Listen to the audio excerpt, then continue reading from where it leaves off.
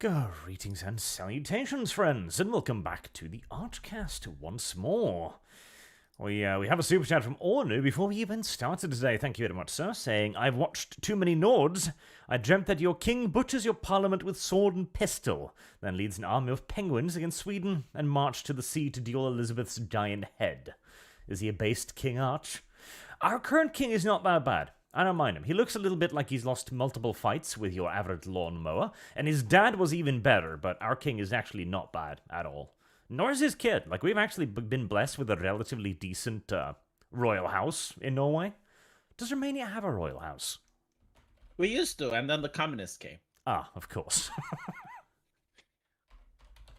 But is it like in Britain? Do they only have, like ceremonial duties, or does he control the military in case of war? Theoretically, the king in Norway, he opens and closes parliament. I don't know if he's the supreme commander of the armies. He might be, because usually in the case of monarchies, they technically are, but they usually just let the generals do the thing. Yeah, I mean, they don't actually have any, actual power. They're not going to be ordering anything around, but theoretically, like Queen Elizabeth, Queen Elizabeth. She's dead now, V. Did you know that? Yeah. That's weird. Like Charles, yeah. I felt like she was never going to die. She was just there forever. Yeah, she was singing, I am immortal. I have inside me blood of kings. Yeah. Exactly. But no, the King of Britain is the commander of the armies. Let me see. Can I find anything on that? I was going to Wikipedia it real quick. During World War II, she actually visited the soldiers. Wait, that wasn't Elizabeth. Like, one of her ancestors did. Oh, no. Elizabeth, she actually worked in the army as a mechanic. Was it Royal Air Force? No, that was somebody else. Like, she wasn't a mechanic. I know that. Do you think she actually did anything, or was it just to raise the morale? Well, she was apparently quite apt at mechanical stuff. Like, she drove that silly green Land Rover of hers all the way up until she finally croaked, basically. So she must have known her way around machines, so... It's kind of wholesome. I mean, if you're a royal, you don't get to do much. So she probably liked it. Exactly. Bearing in mind, too, that at the time, there was no chance of her becoming the queen, because her father, of course, was second in line to his brother, who eventually abdicated. I did not know that. Oh, yeah, it was a whole stir. Like, a whole bunch of good old-fashioned drama around that. Because his brother wanted to marry an American actress who had been divorced, like, twice. Like, oof. That was... That was mucho bad mojo. Well, we know what happens with people who marry American actresses and how well the British public receives them. That's true. American actresses appear to be just straight-up toxin to the British royal house. So, who's next in line after Charles? Oh god, it's William, isn't it? I think so, yeah. I'm almost sure it's William, because it's not Harry, and there's just those two, I think, who are in line directly, so it would have to be William. William seems to have been a good boy. Yeah, he married a proper woman. It's actually like a subject of very much discussion in Britain. Like, when I went to London, there were people talking about succession and stuff. Like, it's important for them. Yeah, they kind of wanted his dad to just, like, not bother, because not a whole lot of people actually like him. And I think he's still just kind of meh in most people, but... What is it? Let me see if I can find here. Because royalty is a constant competition with public perception. I know, chat, is not quite necessarily the topic we're going to start with here, but there is a picture... I'll put it in the link chat too. This one picture here saved the Norwegian royal house and probably guaranteed it for the next 100 years. As that guy there handing a ticket to the ticket conductor person, that is our previous king, King Olav, our current king's father.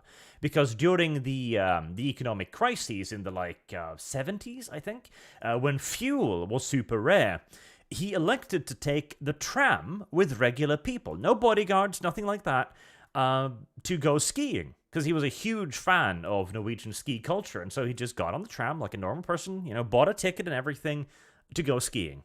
He became the most popular king Norway has ever had because he took the tram once. A brilliant. Yeah, it looks so wholesome, and I love the fact that they actually check his ticket. I mean, the poor guy. He's like, do I even what? But even then, can you imagine if you check the ticket and he doesn't have it? like he actually loses it, because obviously he would buy it, right? Yes. But he misplaces it or he loses it, what do you do then? Then you pretend as if nothing ever happened.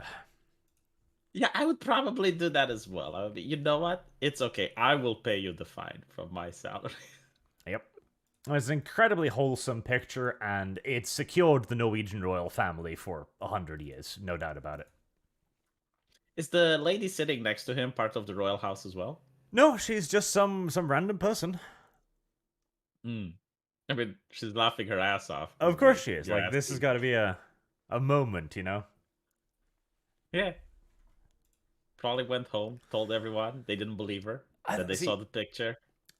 Tadak Tech Marine in chat there has a beautiful point. Politicians will never have as much respect as royals, and that's also because royals have to continuously earn their place. Because we get rid of royalty, but for some goddamn reason, we never get rid of politicians, do we? I guess, but it's also the fact that the royals don't really mess with your lifestyle, right? What decision did the king make to increase your taxes or increase your cost of living or made life worse for you? True. Which is all the more reason why we should be getting rid of politicians, but I don't know. Well, I'm afraid to see who would replace them, to be honest. All right, so let's see then. Today's first topic is 2020's world's most ethical companies. Wow, ethical companies, V. We've heard so much about these, the ethical corporations. Isn't it just fantastic? Yes, they have morals, values, and they care. They care. Apparently, in order to be selected as an ethical company, you need to have a ethical quotient. I can't pronounce EQ, which is a score that's evaluated relative to those of its peers within the context of structure, size, and operating environment. Those organizations demonstrating the strongest application across our methodology receive the designation as being one of the world's most ethical companies. As people who apply, we have organizations from a variety of industries with significant differences in regulatory and operating environments. The overall AQ score is used to understand the organization performance in context to similar organizations, not to set a floor. However, reputation, leadership, legal issues are carefully evaluated. Receiving a material deficit score of the category of leadership and reputation will prevent an organization from being selected as one of the world's most ethical companies. So basically, ESG, I think, right? Environment, how much PR damage you get. If you push through initiative and leadership, getting other companies to follow ESG, I think that's what raises your EQ score.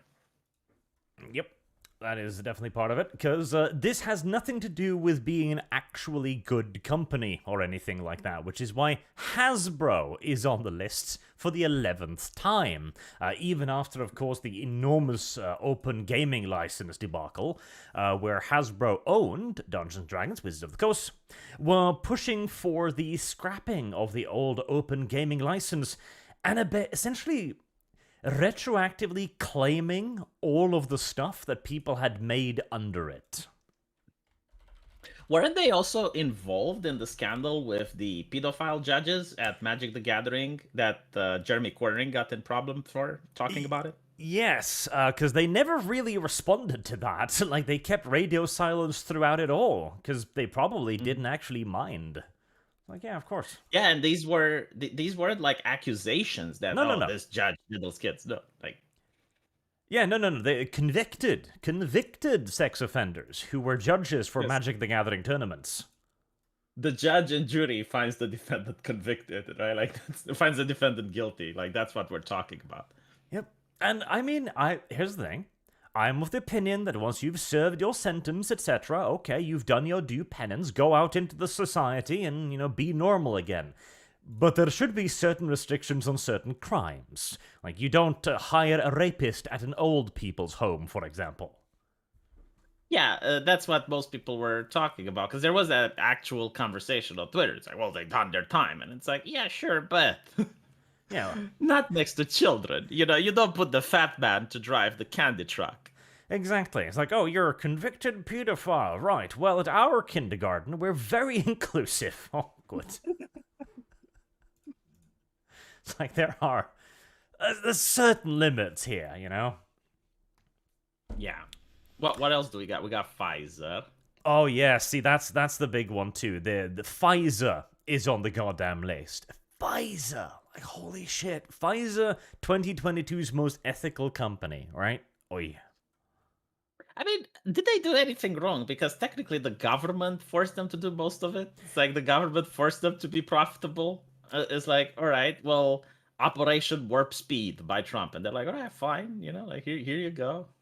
So, unironically, that was their argument in court, that they hadn't done anything illegal, the government had told them to do something illegal. Really? But Yep. it's true, though. Yes, it is. It is technically true. Apparently, Hasbro has gotten into some controversy over My Little Pony, which, like, they tried to use brainwashing in that. Can anyone in the chat confirm? Because I just got this interesting message. What was it? I know there was a thing. That was ages ago where they were messing around with the setting, but the thing is, 2017 apparently. Oh, that's newer then, because everything has dumb, derpy, dumb like shit like this. Let me here. I'll put in link channel and I'll show chat. My Little Pony fans are ready to admit they have a Nazi problem. Can you imagine, so I want chat to close their eyes and imagine an actual Nazi, he's got like the swastika tattoo, like he's pulling iron in prison, his head is shaven, and next to him comes the Brody, dressed into my Trigglypuff or whatever. And they're like just best buds, two peas in a pod. Yep. They immediately lock eyes across the room and they identify. Yep. Oh, you're the guy that put the sugar dash in a jar, aren't you? You're the guy that did the experiment. Look at that! Holy shit! I like how the little I recognize this one because I have seen porn of this one. Rainbow Dash, I believe.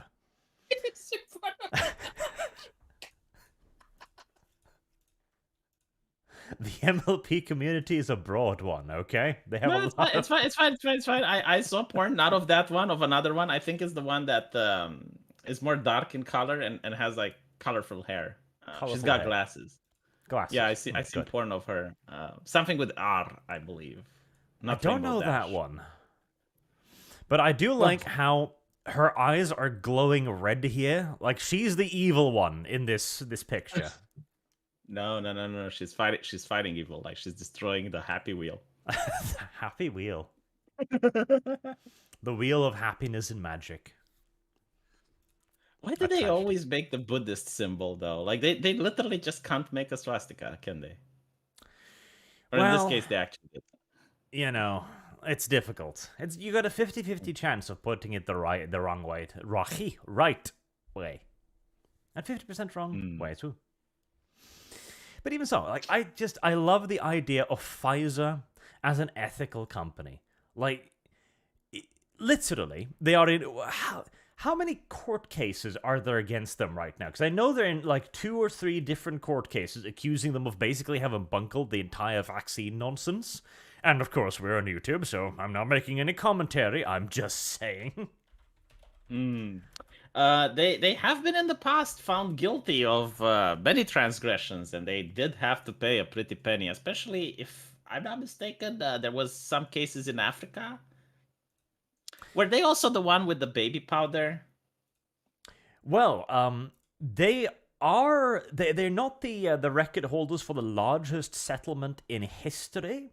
That was another company, but they have the second largest, which was 2.3 billion, which was where they made they took products that didn't work or were out of date in Europe and America, and they shipped that over to Africa because they're like, well, they're just black people, I guess.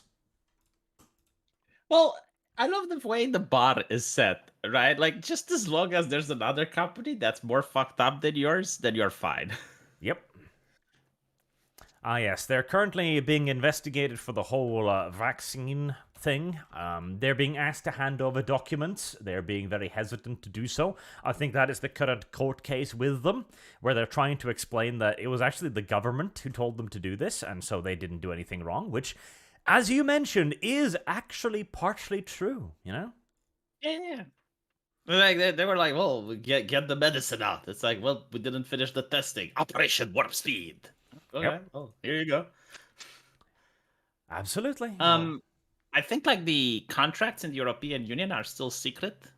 Like there are a couple of even a Romanian guy, Cristian Terhes, which is trying to unsecretify the contracts. Yes, there's a whole battery of court cases going on against Pfizer right now on all various levels, because you also must remember they were originally given exemption from legal prosecution, or they couldn't be sued for the Pfizer vaccine. That was a part of the documentation to begin with.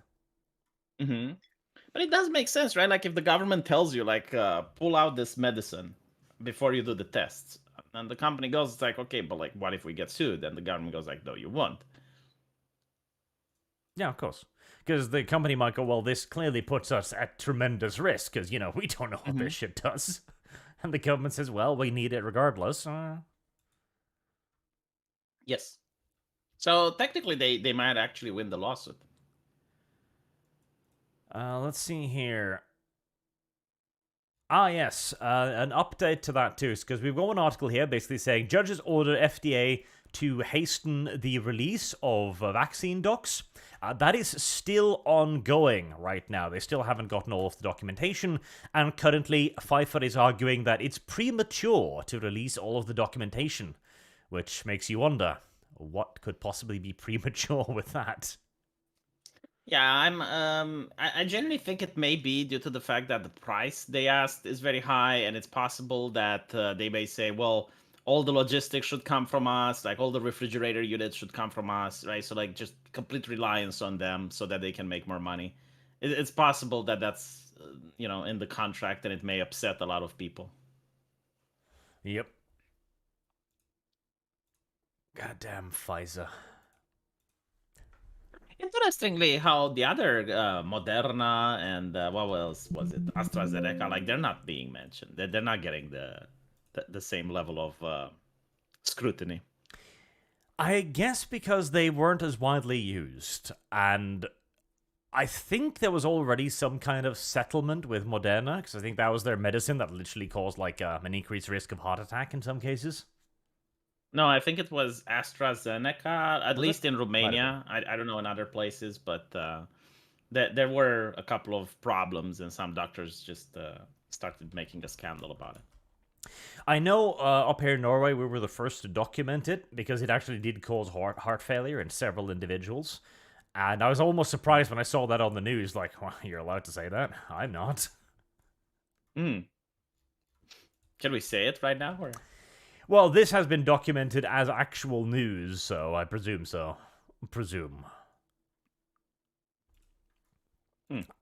I'm mildly surprised, though. Blizzard is not on the list. Wow.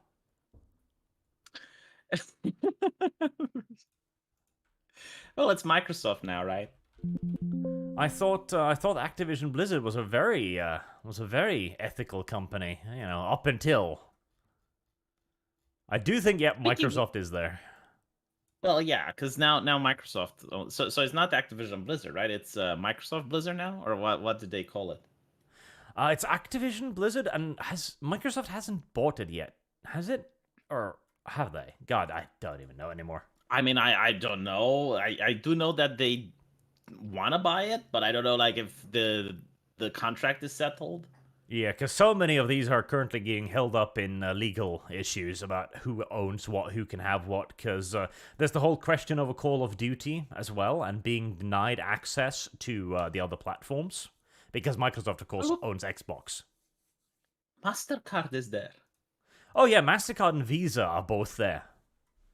Hmm.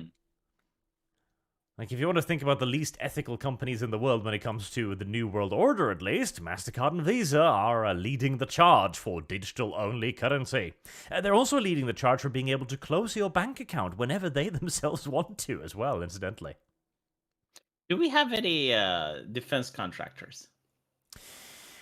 Not that I saw in just my little... oh, the US bank is there, that's nice. Search for Raytheon missile defense. Missile defense. Yes, that's what it's called. Pepsi They are company. probably the first defense contractors which hoisted the rainbow flag. So I'm curious if that actually got them. That got them in there. How can a bank be ethical, though? Well, that's kind of the interesting thing, isn't it, also? Because to expand upon this topic, just a pinch, we also have another little list that came out not that long ago. I'll put that in a link to. America's Best Banks 2023. Like, the best banks in America, V. Wow. Let me guess, SVB. Uh-huh. I didn't even have to look at the list.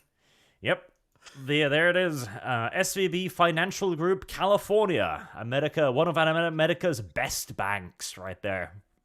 I mean, I'm not disagreeing because it got the woke to lose a lot of money. So from my point of view, it is the best bank in the United States. Oh yeah, it has made a solid contribution to society, no doubt about it. Like, there was an actress pissing her eyes yesterday. Let me see who it was, for losing her money. And she also said in the speech, I do not want politicians to tell me what to do. Here we go. Sharon Stone. I just lost half my money to this banking thing. And then she says, I do not want politicians to tell me what to do with my money. And I'm like, well, no, but you probably want politicians now to give you your money back that you misplaced. Do you have a link for that one? Yes. Hold on. Put it in the link channel, please. She's pissing her eyes on stage. It's even in the thumbnail. It's very emotional. So, Emotion. yes. By the time I find the link channel, I just did that. But here we go. I found it. Lazy, but acceptable, I suppose. I just lost half my money to this banking thing, tearful Sharon Stone says. Oh, my God.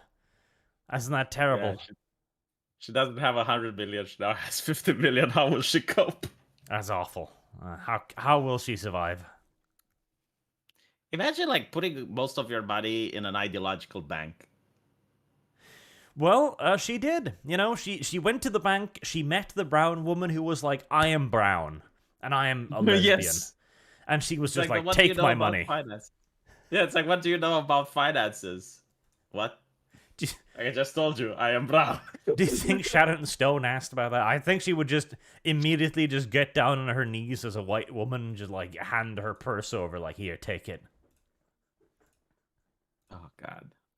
That is the interest. So when you go to the bank, Arch, are you interested about the heritage, the pedigree, the family line, the one drop rule of the person serving you at the bank, or are you more interested in financing stuff?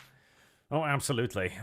Whenever I go to a bank, they start talking to me about like mortgages and like interest rates and whether or not the percentage on loans will go up and down. I just have to shush them down. Oh, this is all irrelevant to me.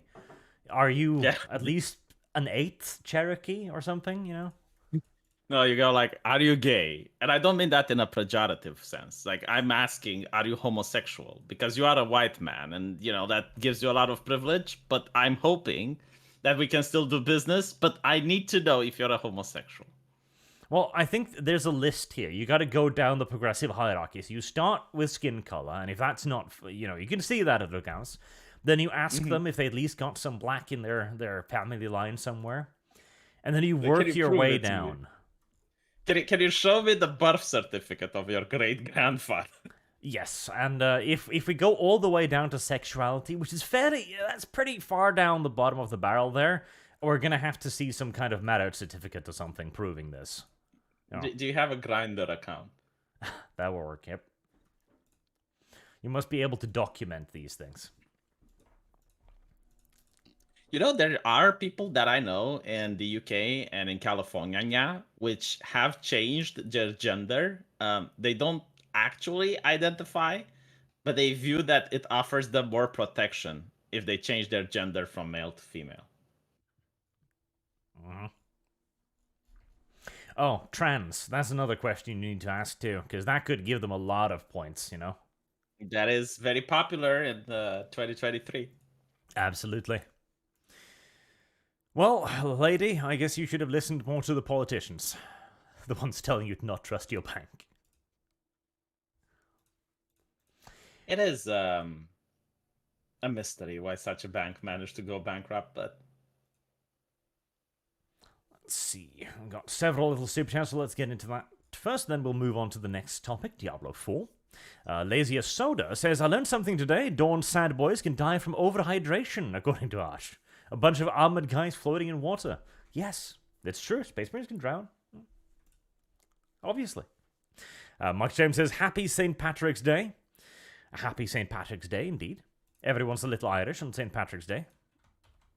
Except for the Irish, who don't have souls, and therefore can't be a little bit Irish.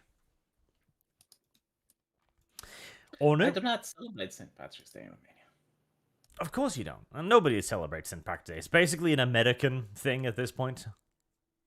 It is, isn't it? Because when I was speaking with a friend from the United Kingdom, I was like, what? Like St. Patrick? No, Nani? And I'm like, well, I saw it in the news. Onu says, I was watching your false advertising stream while I waited, and you will definitely prefer Grim Dawn over modern Diablo. Slow healing and bodies everywhere, carpets of them in some places. Yeah, Diablo 4. Oh, we'll get into it in a second. He also says, and I'm going to use my free one to shield from the lore channel. Laser of Stygia does World of Darkness. Good overall content. Oh, there you go, World of Darkness content. I should get Tatia in another stream so that he can talk about Diablo 4, because he actually did Diablo 2. He worked on it. Oh, that'd be interesting then, yes. Probably around launch time will be a wonderful time for that. He's kind of busy though, so I would have to talk to him in advance, but I'm sure we can work something out. Yep. Welcome, Spartan says, Howdy homosexuals, how goes the existence? I just woke up at 6 p.m, LMAO. That's the best time to wake up. Sandum says, didn't Romania revolt against their commie leaders and hung them on live television? Did you? Yes, but by that time, yes, of course. But by that time, the monarchy was already exiled, and the new people that came in were communists as well. So they didn't like the monarchy. You should have imported some kings. Well, it is great though, because apparently the heir married an actor. So, but we did import, like, the first Romanian king was a German, and apparently he won so many conquests he reunified Romania. The benefits of a good German.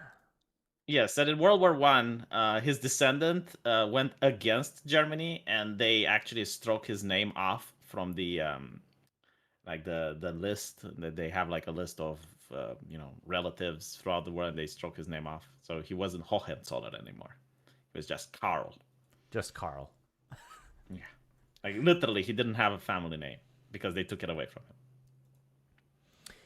SMS Scott Chegg says, update on the incoming comic project, about halfway done with pre-production. Still looking for a main artist, but a couple of people I'm looking into.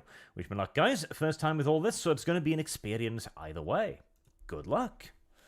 It's always fun to do your own project, isn't it? It is. Telling, having people telling you that their prices have gone up, having people giving you stuff that's doesn't pass the quality assurance. And it's awesome. But other than that, it's funny. Chloe says, Pfizer was forced to accelerate testing, but Pfizer still fudged the data and did hide that fact, so they aren't innocent. They took the opportunity. See, that's the best part. They were asked to fudge some of it, and then they figured, yeah, but what about the rest? Shrug.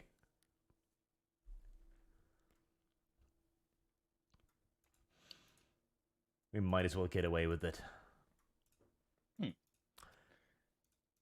Diablo4. So you played it, right? Yes, I did play Diablo4. I mean, I noticed the art style, and a lot of people go like, why do you focus on the art style? And I'm like, it's kind of like when a person starts coughing blood, like the blood isn't going to kill them, but you know that deep inside they have a cancer. There's a tumor down there, like the blood and the cough isn't really the problem. It's that it tells you it might be something more. And when I see a video game where the men look perfect and the women have a jaw that makes other women moist, I'm starting to think that maybe that game, within that company, there's a cancer. There's a tumor there that's going to make the game so that it doesn't work on launch, so that you can't connect to their servers. You can make a pseudo-attractive female character. Like, it's certainly not a no Korean MMO, but it's not as bad as I'd feared. I mean, I looked at some of the suggestions that the game gives you when you go through the thing. And I, let me see if I can bring one up so that you know what I'm talking about, because it will take just a couple of seconds, because I gave it to my Blizzard developer. I showed him, it's like, what the fuck is this? And he said that most of the artists are either ideologically possessed or they're just afraid of the HR. Let's see. Rogues have good tits in this game. That annoys me. There we are. I'll put up my little stream on it as well, so people can have a look at it if they didn't watch yesterday's stream. There is a character creator.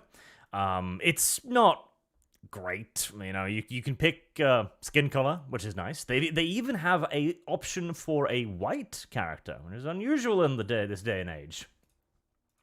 It is. I mean, one of the most popular Harry Potter mods is the ability to make your character whiter. Yes. They've got like 11 hairstyles. Pathetic. There is no body slider whatsoever, so all the characters are going to be flat as chopping boards, regardless. Like, the male barbarian has bigger tits than the women. He's got far larger pecs, Sadly, no booba. I dropped a couple in the link channel, yes. I used to call it, so either budget cuts when the women don't have booba, or titty cancer. Marvel is the first universe that gave titty cancer to all their women. Like, if my wife would go into Marvel, she would not be able to buy a bra because they just don't make it her size. Like, it does not exist within the Marvel universe now. And from Marvel, it's spread. It's why it's like a cancer. It's spread to DC and to video games, and now to Diablo. And the thing is, too, so there's obviously the launch issues, which everyone and their grandmother should have expected, because this is every MMO ever. And this is an MMO. This is not a Diablo 1 or a Diablo 2. This is a massively multiplayer online role-playing game. And if you can't connect, if you can't get on the server, no video game for you. Do you think who runs Path of Exile? I think he's got like a big boner right now. Like, he's looking at the competition and is like, yeah, like that's a good advertisement for my game. Well, ironically, Path of Exile is a very, very damn good alternative, and it's free, which makes it an even better Mhm. alternative. Because Yeah, and at the end of the day, go on. I know you didn't play the beta, but it's nothing special. Like, it is really nothing special. The story is nothing particularly special. The story plot points are okay. They're not bad, but they're delivered in all the wrong order, and they don't really have an impact. And the gameplay is just super basic ARPG stuff. You've got 2 buttons, and you click the 2 buttons, and, stuff dies, and there's nothing particularly innovative. There's nothing like crazy going on. You don't have super cool looking attacks or anything. I would rather play 2. And what I noticed is that they stole the UI from Diablo Immortal. They didn't steal. They reused the UI from Diablo Immortal, and the UI looks bad. And I'm looking at the previous games like Diablo 2, even Diablo 3 and Diablo 1. Like, they had good UI, and you think it doesn't matter, right? Because like, oh, who cares about the UI? But it does, because like you're stuck with it for the entire game, right? Like, there's people who make mods for the UI, for heaven's sakes. Like, people do care about it. And to see a company that has so much money and just doesn't hire a good UI artist tells you just how much they saved on this game and how much they didn't care. It's also the fact that they didn't put up enough servers. Like, bearing in mind this is a pre-order beta. Blizzard knew exactly how many people was interested in this game. And even if they didn't, it's Blizzard. They have infinite money. It would have been no problem for them whatsoever to just put up twice the servers on launch and then start winding it down. No issue. But they elect not to, because fuck you. Can you put the Amazon on the screen a little bit? Because I just realized something. The Amazon one. That's I don't think that's real. I think that's like a render or something. No, that is the Amazon from the Diablo 2 remake. Ah, from the remake, yes. Yes. God damn it. So I'm thinking that, maybe this is what California devs can do. Like, this is the best they can do. Like they are being fed so much soy by their HR women that they become toxic and radioactive for women, right? So when they go out, women, they have ultra instinct to avoid these developers. And this is the only type of woman that would look at them. Like, this is the level where they're at, and they can't do anything more. So from their lived experiences, when asked to draw a woman, this is what they can come up with, because this is what they know. It sounds plausible. It does. Right? I mean, look at the other women, like the ones I posted above, which are from Diablo 3. I mean, the one on the left, right? If you had that jaw when you were in high school, you'd have made all the women moist just by walking in the room. They do have strong jaws. Look at that. Like that. Henry Cavill doesn't have a jaw like that. That's pretty much true. Yeah. Like, and this is the one that's recommended by the game, right? Because usually the way it works is that you have like the pre-made models, which are for people who don't want to create their own, right? So like they put something attractive there so that someone that doesn't want to spend much time in the character editor can just pick it. And this is what the developers think you ought to play with. There you go, chat. You can see Henry Cavill's jaw. It's pretty solid, pretty defined, right? But it ain't got nothing on this. And then on the right, you have a lady that has a skin condition. Ah, yes. See, I noticed that one myself, because, like, really. Like, this is a 0.something% disease, and they're like, oh, yeah, we gotta have that in the video game. Yeah, this is what Michael Jackson had. But, like, people who have this illness, right, like Michael Jackson, it is very depressing for them, right? Like, they usually use beauty products in order to hide it. Like Michael Jackson used to powder his entire face so that people can't see. No one wants to feel represented that way. Like, look, I'm a little bit chubby myself. I don't want to play with a chubby character in my fantasy game. Well, it really is one of those things, like, the idea that... I'm surprised there's not a one-armed woman in here somewhere, but I guess they'd have trouble with the weapons animations. It's like, it's the entire idea that you should be your disability. Like, you've got a skin condition that you wouldn't like... And there was that one model, too, who had the skin condition, who were praised in public. It's like, oh my god, this is so amazing, you're so brave. Like, most people probably wouldn't like it. I am willing to bet that if you make a poll, right, and like when you enter the game, there's a poll so that only people who bought the game can answer. What would you like? More skin condition representation or bigger boobies? I would say a Like booby slider, imagine, yeah. yes, like imagine the results of that poll, and then just understand how disconnected and detached this company is from their actual consumers. Game needs a booby slider. Just as simple as. And it's not, like it's not even massive titties. It's like they do not have breasts. They don't. Like, the rogue I made, flat as a fucking pancake. Yes. I mean, Gargura probably has bigger. Maybe. My point is, yes, but my point is that this is a conscientious decision, right? Of course. This is what upsets me. Because if they made like a couple of female character that have small breasts and big breasts, that's fine. And at the end of the day, I don't even care about the breasts. It's just the ideology behind it, which is spiteful, right? Like the reason it's spiteful is because they know what the market wants, and they go like, "No, we are your educators, we are your teachers, we are going to show you what you actually want to play as." Yep. And it's also just that it does make for a hollow game. Because Diablo 4 is mechanically competent. It does what I would expect it to do. You click on an enemy, you kill the enemy. Alright, fair enough. But there's nothing exceptional about it. Like, even the interior design it's darker than Diablo 3, which is good. It's fairly gritty. But even that, it's just a copy pasta of what they've already had. It's them looking at a Diablo 2 scene and going, okay, copy that. Because when you see whenever they're making something new, like for example the little health fountains or the rechargeable health potions, they look massively out of place because they've got a completely different art style. Mm. Yeah, well, as I said, they stole the UI from Diablo Immortal, so it's possible that they took as much as they could, reused assets in order to save money on the game. I also But, hate like, there was... the condescending thing of it too, because they lock your action bar until you're level 7. Because like, oh, you can't handle more than one button until you're level like 3. Then we'll give you 2, but God help you, you can't have more than that.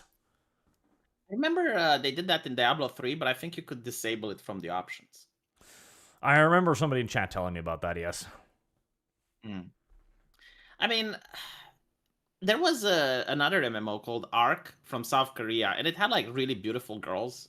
Pipkin Pippa played it, and like after that, it exploded on Steam. But you could play it just because of the art style, Like it wasn't eye gouging to behold. Oh no, Lost Ark, I'll put it up on screen here a little bit. It's actually a fairly old game at this point, because it's was created in Korea originally, then it went to Russia, then Amazon picked it up for a Western release, and they rebalanced a bunch of it. It's a damn solid ARPG. Like, it's got a story, but it doesn't really matter. It's got huge battles, it's got hundreds of goddamn enemies. Like, in Diablo, you fight a dozen dudes. In Lost Ark, the game starts by throwing like 30, 40 assassins at you. Like, you just kill and kill and kill and kill and kill, and it's great. And yeah, I played a little bit. The abilities look amazing. In Diablo, you fire a bow and it's just an arrow. It's just twing, twing, twing. In Lost Ark, you fire your guns and there's like enormous explosions and shit as you literally juggle the enemies in the air with repeated shots. It's great. I mean, I get it, like, okay, so Diablo 2 was a lot more slow-paced, the enemies more deadly, and then you get Diablo 3, which is the Nephilim bullshit, where you get, like, Super Saiyan, Super Mega Nephilim level, and you wipe out the entire screen. And maybe they wanted to go back to the Diablo 2 thing, right? But then the enemies, they need to look imposing and scary, because, like, that was the thing with Diablo 2, like, the enemies, they looked a lot more... I guess like a lot more fleshed out than I saw in Diablo 4 when you were playing. Well, it's also that like 2D has a lot of inherent benefits in making disturbing looking enemies, making them look creepy. And there was also that Diablo 1 and 2 did a far better job of making dangerous enemies. 4 and 3, to some extent, it fell into that trap of, we've got to have, like, interesting mechanics for our boss fights. where they put stuff on screen and you need to avoid the little orbs and the spinny orbs, and sometimes there's lines that you've got to dodge through, and they basically make it an MMO boss battle, you know? Mm-hmm. But that's not scary. That's a very blatant and obvious game mechanic that drags me straight out of the action, because now I'm just playing a video game. In Diablo 1, the Butcher didn't throw orbs at you. You opened that door, and he came at you like a bat out of fucking hell. Like, That like was a scary. Duracell bunny, Yeah. Diablo 2. Like, Diablo threw some orbs at you and had some fire explosions, but mostly, he's just an overwhelmingly powerful boss monster that charges your ass into the ground, and that is stressful. Yeah. Look at the last picture that I uploaded. Like, why couldn't they have that in the game? See, I just gotta copy the thumbnail over into a browser so I can actually feed it into the thing. Doesn't it look good? It does. It certainly looks better than the other variant. Than the Amazon, yeah. Mm-hmm. Mamazonian. The Mamazonian.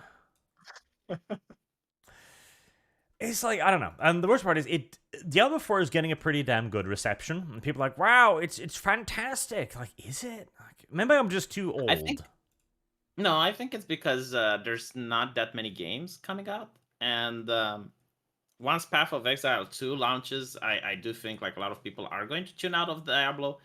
I do wonder just how much they're banking on microtransactions. Because from what I've seen, I think this is going to be like Diablo Immortal. Like they're going to try to do that for the PC. Well, so hopefully I'm wrong. Hopefully I'm wrong, but I would not be surprised if you need to like buy stuff from the shop and you know like get sockets from the store and stuff like that. So to compare a little bit here, so you mentioned Path of Exile 2, which isn't actually a sequel. It's a like major story campaign expansion, gameplay expansion, item expansion, etc. on Path of Exile 1. Path of Exile is entirely free. Yeah. So you can like in Path of Exile, you save the world, and you fight like this god, which is the Great Devourer or something.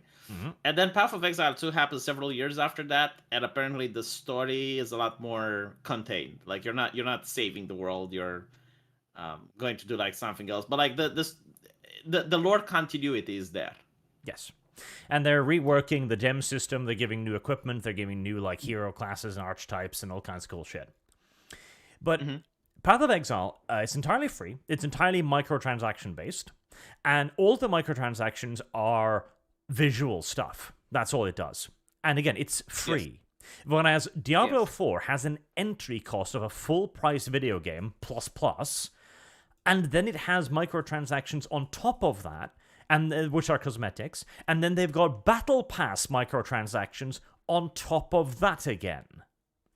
And I wouldn't be surprised if they will charge you money once they release more classes. Oh, they probably will. Like, they will have, like, another class. It's a DLC character. Yeah, Witch Doctor or whatever. And you're going to have to pay money for that. Wouldn't surprise me in the slightest. Like, Diablo is just... Yeah, go on. If you get, like, sockets, like in Diablo Immortal, you know, you can buy gems. Mm-hmm. Yeah. But I remember Diablo 3, like, they had the real money auction house, which pissed off a lot of people. Yeah, but they didn't do this time because that was super unpopular. It also completely ruined the game balancing. Yeah, but even in Diablo 3, they took it off. So it's not... The only thing that I'm curious, though, and this might be the game saving grace, but I doubt they will do it, PvP. But PvP done right. Maybe, but it's like, I don't know. Like, I don't play a Diablo game to PvP.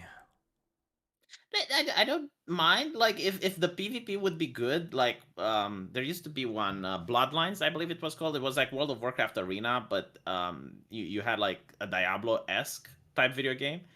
If they do something like that, like, you know, like the arena battles in WoW, but you have them in Diablo, I think, like, people would play it. Possibly. Like, I'm always very wary of adding in, like, large-scale competitive PvP in a PvE game, because then you need to start balancing shit.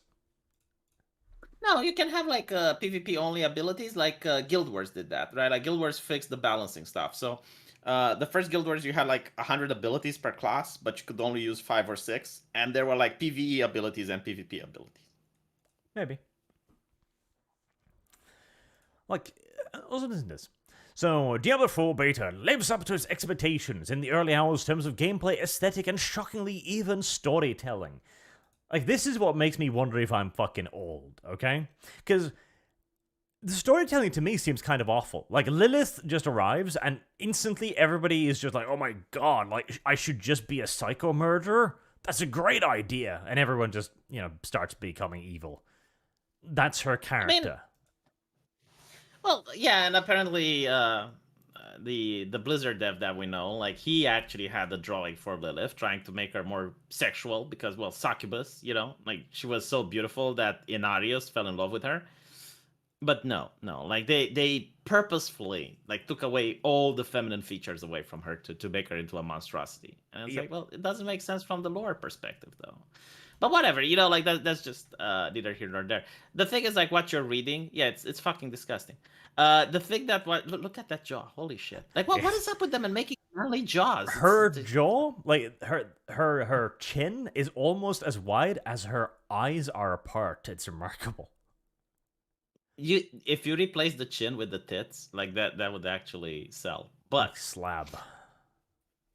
What you read about Diablo being good and stuff, like that is the press, right? Like yes. The press usually gives, yeah. I mean, it's a AAA company. The press will usually give like positive coverage. I will say my chat did not seem particularly enthused. I'm probably planning on playing it on Monday just because I want to try the Necromancer class because I always liked the Necromancer and the Druid, which was my all-time favorite. But unless those classes do something truly remarkable, like completely change the gameplay, I don't see myself being particularly interested. You know what you need to take into account? Like, if a game is popular, you will see memes of it. So if there are no memes of the game, then it's shit. Or I mean, hentai. think about Skyrim. How many? Or hentai, yes. But like in this game, like I can't fap to this shit, man. Like you'd have to try this to monks. Yeah, like if you're a monk and you're falling into temptation, you watch a little bit of Diablo4 art, and all of a sudden you pray to Jesus again. But yeah, like think about Skyrim, Fallout, like all of these previous video games that were good. Like you get memes of them, right? Why? Because people enjoy them, people like them, and they create stuff. They create fan art, they create porn, like you said. And if you don't see that, it means that people are just disinterested. Like they genuinely don't give a shit about the product. It's like, just look at this character right here, chat. One of these screenshots you shared, V. Look at them bazongas. Like, look at them. Like, she has a top on, and if you stare really hard, you can kind of see a bulge. Wouldn't you expect there to be lots of hentai made of this character? I think Abby from The Last of Us had bigger boobs than this. I think Arya Stark has bigger boobs than this. Well, it depends on the season, because after she reached 18, like, yeah. Like, unironically, No shit, I am pretty sure that Arya Stark okay, alright. Here. We've got another picture here of Arya Stark, and unironically, she's at least as busty as this character. And I think she was like 15 in this one, so there you go. And again, the problem isn't that I need a game that has boobs. The problem is that this is a ideological decision that the player base doesn't agree with. Like, again, if you make a poll or you start any type of statistic you want, people do not want this. No, but you can't have attractive characters anymore. It is verboten. Yeah, like they are literally taking away anything that's considered to be feminine beauty, right? So like they're making the chins, as you saw, right? Like they're making the strong jaw, the broad shoulders. The war on woman. Yes, short hair. What is a woman, Arch? A woman is a being with a flat chest. A woman is someone who identifies as a woman. I was kind of shocked, in fact, when they didn't let me give my female character like a beard. That was a bit surprising to me. Like, what? Do you know that Baldur's Gate lets you do that? I'm sure it does. I'm sure it does. But at least that one seems to be a competent video game, so. Honestly, like a lot of people are boycotting it for ideological reasons and the fact that the character personality sucks, which they may be, I don't know. But at least the gameplay is good. Like, it's fun. When you throw a fireball, it explodes and it feels impactful. It feels satisfying. By the way, people said that they removed gore from it. Is that true? Yes. In Diablo 2, when you kill an imp, like, he jumps backwards and there's blood fountaining from his head and it's like, Rah! There's no blood at all in Diablo 4. When you shoot something, there's a flash of white light to, show that you've hit something, but there's no blood and gore. Wait, I saw some blood when you were playing. Let's see. Like a tiny speck. It's like a spit of blood, like just a little bit. But what I didn't see was no dismemberment. I think the blood is on the ground already. Like, I've got let's see here. I'm fighting some beastmen here, I think. Yep. Okay, so you see there, like, when you kill a beastman, it draws a little bit of like a .png on the ground in blood splatter, but there's no like blood on the characters, and there's no dismemberment. And many enemies don't even have that little PNG of blood on the ground. Why do you think they did this? Because like this is Diablo Immortal level, right? So, but like Diablo Immortal is for a phone, so they need to save resources. I think they just got lazy, like straight up, and they felt like it wasn't that important, I guess. Like this is not a lot of design time, I like you think it doesn't matter, but it just doesn't look right. When you are going to summon a meteorite into a group of enemies, and instead of like them just exploding and having like their members just blown to bits, they're just going to fall down in a very relaxed and calm manner. It's just going to look bad. It's going to look like a phone game, and it's not satisfying. Yeah. You need remember, like that was my complaint with Heroes of the Storm. Like when a hero got killed. Like they just went like a broken glass and just vanished, and I was like, "Well, that's not satisfying." I hate the changes to the healing system, because now you've got healing charges, so you've got 4 vials of health, and I don't think you have magic potions anymore. At least my sorcerer didn't have any, as far as I could see. Maybe you unlock that later in the game, but currently there's only health. I think depending on the character, you get like different mana system, and if I remember correctly, like the sorcerer had like a regeneration thing if she's out of combat. Like that was in Diablo 3. Yeah. So look right now, it's regenerating really fast, right? So like that was what the sorcerers had, like fast regeneration, so that when you're in combat, you're more careful with what you're blowing, so you don't go out of mana.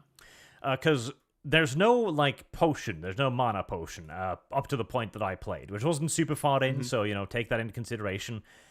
But back in Diablo, because I liked the resource management of it, because you had to gather potions, and you could upgrade potions, and to prepare for a big boss fight, you need to have a lot of potions, It also gave you more loot to get to. It meant that basically every enemy was dropping something, even some health potions, or some weapons, or some little bit of gold, etc., and it allowed you to go into dungeons longer too, and then be resupplied a little bit on the way. And it also meant health fountains were very, very important.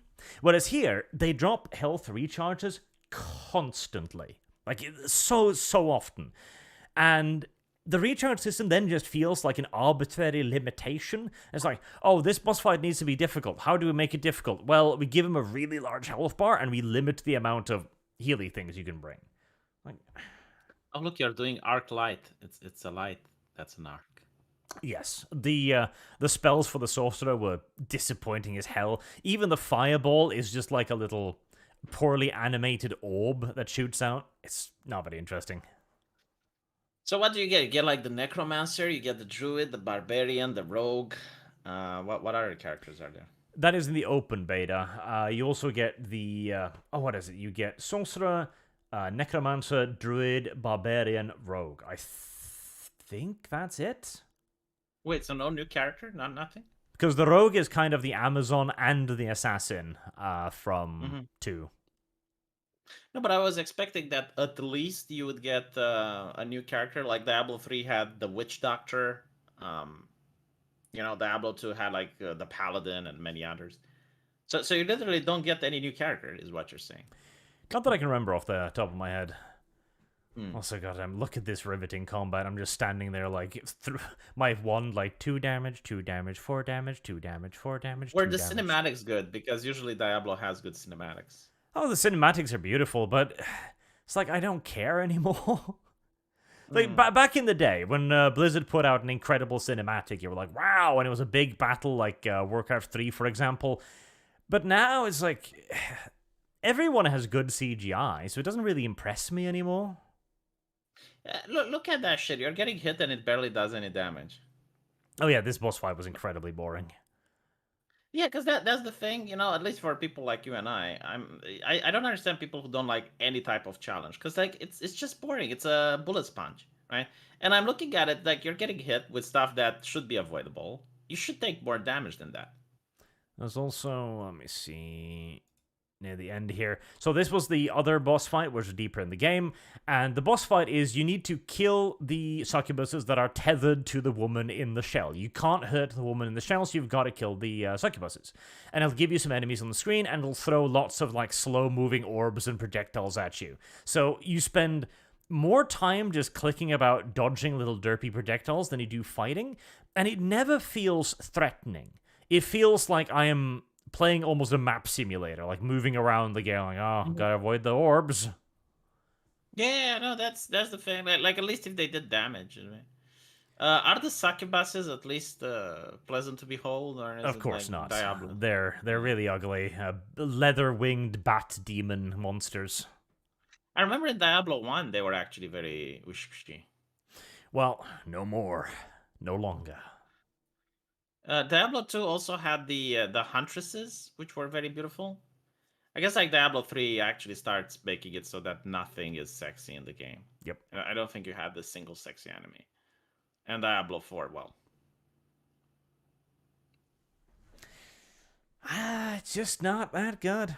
It's just not that good. Well, actually, Diablo 3 had the Enchantress, now that I'm thinking about it. But like, she wasn't an enemy. I don't even remember that one. I did not play a whole lot of Diablo 3. Yeah, the Enchantress was like a companion that you got. And she was actually like very sensual, had a pretty voice. You do get a companion sort of in this game too, but she's a fully dressed Asian bookworm. Of course. Oh, look, you almost died. Wow, this actually had some difficulty in it. This when you played. This is on hard mode and on the last part of the boss fights, and even then, it's like I am down to. Oh no, I just got another health potion. I'm down to 2 out of 4 health potions that are consistently replenished throughout the fight. I even panic drink too many here and there. My favorite part is when people say, "It's like, well, it's a game for children." It's like, motherfucker, when I was a kid, I was playing Super Mario, and it was hard as fuck. Like, you died 3 times, you had to start the whole game all over. When I was a kid, I was playing Diablo goddamn 1. Oh yeah, and then you get like the butcher, like you said. But even in Diablo 3, like in Diablo 3, I remember the Skeleton King was actually quite difficult.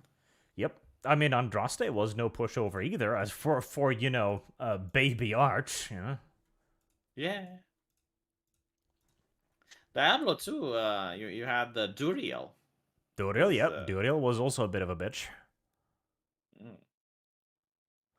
I mean, even what was her name? Like Andariel. Like even she was very difficult. Yep. Yeah, by the way, Andariel was also another sexy. Like she was kind of sexy. Like you had to see her ass and stuff.